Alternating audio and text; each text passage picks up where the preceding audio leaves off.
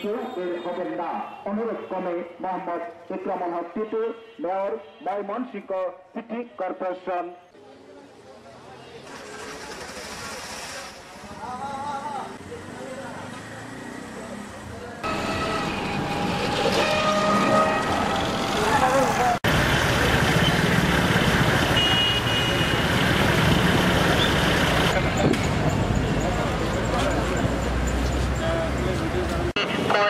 করা যাবে, তবে পশুরহাট বন্ধ থাকবে। প্রকৃত জরুরি প্রকৃত কোনো ভাবে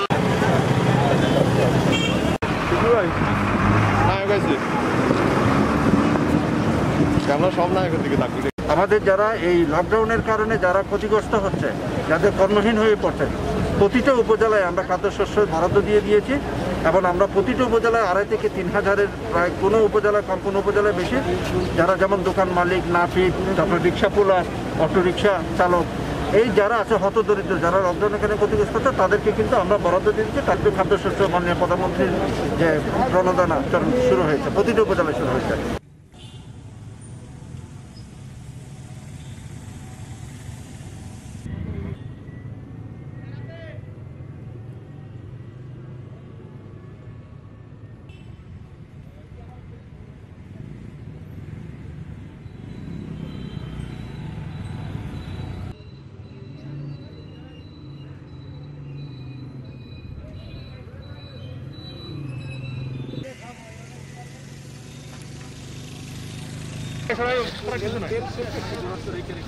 ভাই আপনারা একটু প্লিজ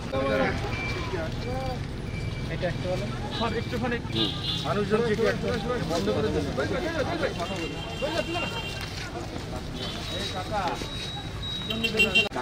আপনি নিজে হাসপাতালে মাস্ক কখনো খুলবেন না।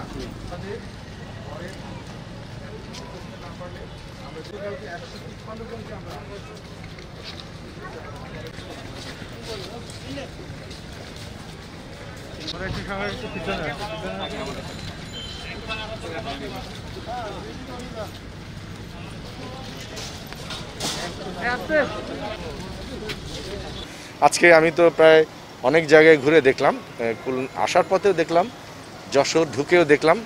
আপনারা স্বীকার করবেন যে লকডাউন কিন্তু আমাদের পক্ষ থেকে, আমাদের পুলিশের পক্ষ থেকে যে কার্যক্রম নেওয়া হয়েছে, সেই মানে খুব কঠোর লকডাউনের জন্য যে কাজ নেওয়া দরকার সেটি কিন্তু আমরা করেছি এবং করছি।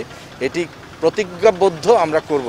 আমরা এদেশেরই সন্তান, আমরা এদেশের মানুষের জন্যই চাকরি করি। সকল পরিচয় আমার এই দেশকে ঘিরে, এই দেশের মানুষ ঘিরে, কাজেই তারা ভালো থাকুক সেটা আমরা চাইব।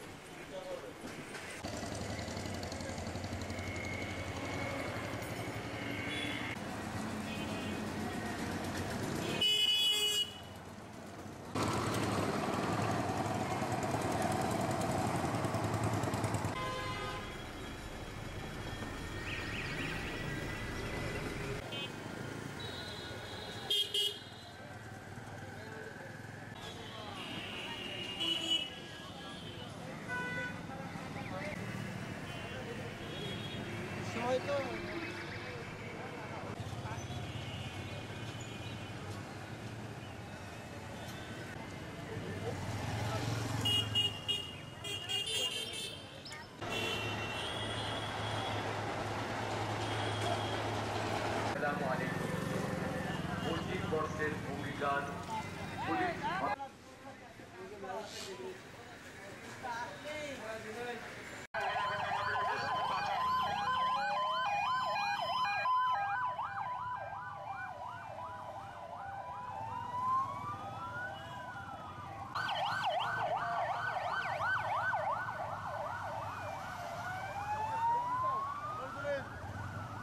লকডাউন এবং মাস্ক পরি, আমরা যেন শতভাগ লকডাউন পালন করি এবং মাস্ক পরি।